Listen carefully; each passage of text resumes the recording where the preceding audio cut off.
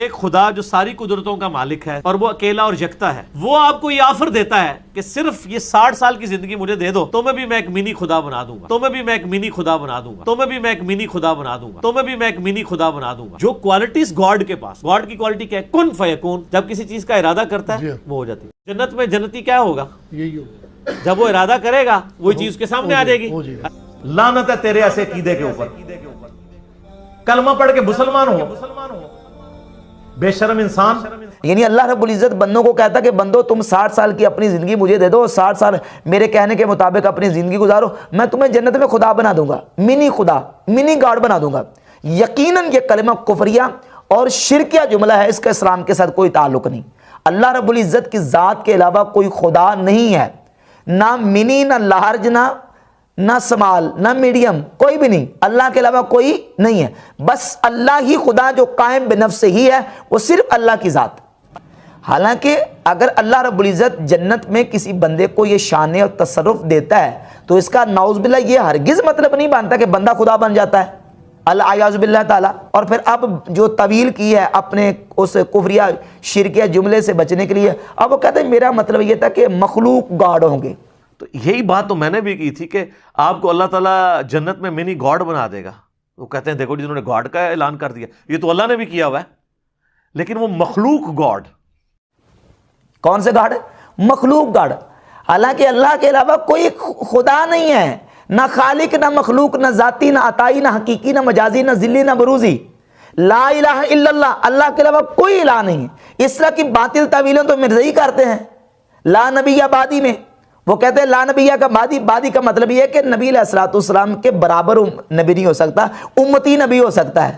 اور اسی طرح کی مرزا طویلیں کر رہا ہے کہ خالق گاڈ نہیں ہو سکتا، مخلوق گاڈ ہو سکتا ہے، مخلوق خدا ہو سکتا ہے۔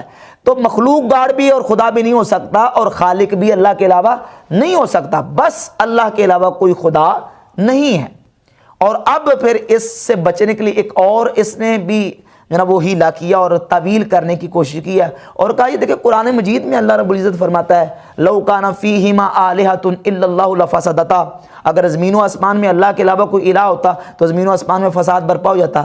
تو اس طرح تو اللہ بھی کہہ رہا ہے قل ان کان للرحمن ولد فانا اول العابدین، اے حبیب فرما دیجیے اگر اللہ کے علاوہ اللہ کی کوئی اولاد ہوتی تو سب سے پہلے میں اس کی عبادت کرتا۔ دیکھیے تو اللہ بھی فرما رہا ہے۔ حالانکہ اس کو کہتا ہے تجویز محال یا تعلیق بالمحال، اور یہ لفظ بھی کسی سے سن کے اس نے بول دیا تعلیق بالمحال کا۔ حقیقت یہ ہے کہ یہ ہے محال۔ یہ ایک اصول ہے کہ جب کسی چیز کی حساسیت اور اہمیت کو بیان کرنا ہو تو ایک محال اور ناممکن ممتنع چیز کو فرض کر کے کسی چیز کی حساسیت اور اہمیت کو بیان کیا جاتا ہے۔ اب یہ تو ہیں چیزیں محال، اور اللہ نے ان محال چیزوں کو بیان کیا ہے۔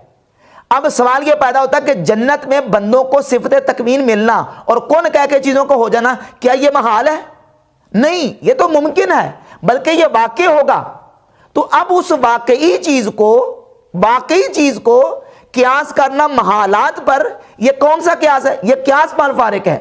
لہذا مرزا کا یہ کہنا کہ میں نے وہ اس طرح کہا تھا جس طرح قرآن میں کہا تھا، یہ بالکل باطل ہے، یہ اس کا دعویٰ اور استدلال درست نہیں ہے۔ اس لیے کہ یہ ایک ممکن اور واقع چیز کو محال چیز پر قیاس کرنا یہ درست نہیں ہے۔ لہذا وہ تعلیق بالمحال اور تجویز محال ہے، اس کا اس کے ساتھ کوئی تعلق نہیں ہے۔ لہذا مرزا کا یہ جملہ یقیناً کفریہ اور شرکیہ جملہ ہے، اور مرزا کو اس سے توبہ کرنی پڑے گی، لیکن اس طرف آنے کے لیے تیار نہیں ہے، اور اس کے فالوور اس کو مجبور کریں اور کہیں کہ تم نے اللہ کے علاوہ کروڑوں اربوں لوگوں کو منی گاڈ اور منی خدا اور مخلوق خدا کہہ کے یہ جو ہے جملہ کفریہ اور شرکیہ بولا، تم اس سے توبہ کرو۔